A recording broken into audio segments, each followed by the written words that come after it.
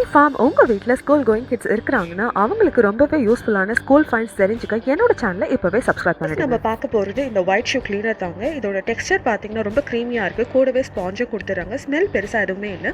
So after use பார்த்தீங்கன்னா இந்த white shoe இப்படி தான் யூஸ் பண்ணுறது நான் நினச்சதை விட ரொம்பவே ஈஸியாக இருக்குங்க. மேலே இருக்க டஸ்ட்டை நீங்கள் ஜஸ்ட் க்ளீன் பண்ணிவிட்டு க்ரீமை டேரெக்டாக அப்ளை பண்ண ஆரம்பிச்சிருங்க.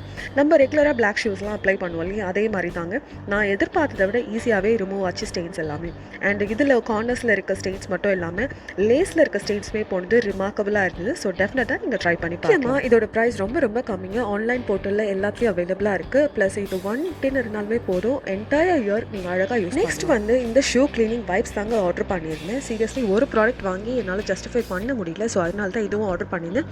சிமிலராக நம்ம எப்படி அந்த பழைய ஷூ யூஸ் பண்ணணுமோ அதே மாதிரி தான் மேலே இருக்க டஸ்ட்டை எடுத்துகிட்டு இந்த ஒரு ஷீட் மட்டும் எடுத்து யூஸ் பண்ணேன். ஒரு சைடு ஃபுல்லாகவே சாஃப்ட் டெக்ஸ்சர் இருந்தது, இன்னொரு சைடு கொஞ்சம் ரஃபாக இருந்தது.